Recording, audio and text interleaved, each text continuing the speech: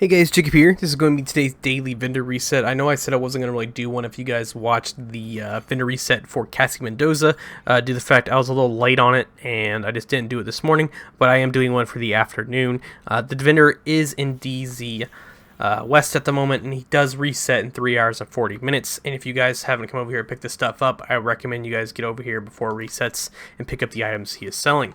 And he is selling a Ferocious chest piece, which has 10% crit damage, 3% weapon damage, and 10,000 armor. If it was 10% crit chance, that'd probably be a little bit better, but crit damage, it's still pretty good too. You can roll the armor to like a 50,000 or 40,000 health roll, and this does have Perfect Berserk, which is 10% weapon damage for every 20% of your max armor that is depleted. This does require 7 or more offensive attributes, and requires a shotgun, SMG, LMG, or assault rifle drawn, and also has insulated for 30% hazard protection with the offensive mod. So you can now put extra damage on here with the offensive mod. If it had utility or defensive, that'd really suck, but this one has an offensive, unlike the ones I've picked up from the DZ that have defensive mods.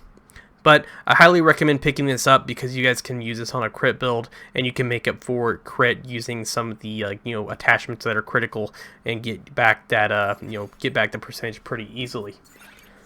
Now to the ongoing directive knee pads, which have 7% crit chance, an offensive and defensive mod slot. True Patriot with double red with shotgun damage and pistol damage with an offensive mod slot. Hardwired knee pads, which have 397 skill power. Negotiator's limit mask with 5.5 health and 21% skill haste. Tip of the spear mask with 9% crit chance. So if you guys are looking for a really high crit chance roll, I'd recommend picking this up and rolling these onto a crit build to get the max crit out of your knee pads. 9% crit chance and 6% crit damage on the holster, which is aces and eights. MP5 Navy, which has Allegro, Wascally, and Breadbasket. 586 Magnum with Reformation Extra in Wascally. And Wascally is great if you guys are ensnared, and you can obviously roll this onto another weapon, but I would recommend not spending the 70 credits unless you're really looking for this kind of pistol with that talent on it.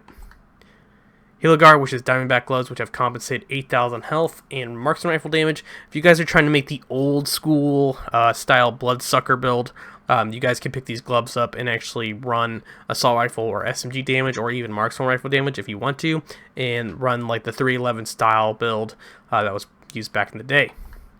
Murakami Industries holster with 9,737 armor on kill, 397 skill power, and next is going to be the Defensive Protocol mod with 19% health regen, 435 armor regeneration, and 2,616 health.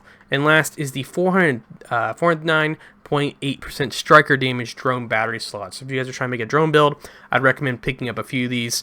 That way you can put this into your drone and use it on multiple builds. But overall, I recommend picking up the Berserk chest piece, which is a pretty good item, pretty good pick up the drone mod, and obviously the tip of the spear knee pads that have 9% crit chance. Just a side note, you guys have 3 hours and 37 minutes, so I'd recommend getting here when you can and buy the stuff that you need. Thank you guys all for watching. Make sure you guys subscribe for more Division 2 content, and as always, I will catch you guys in the next one.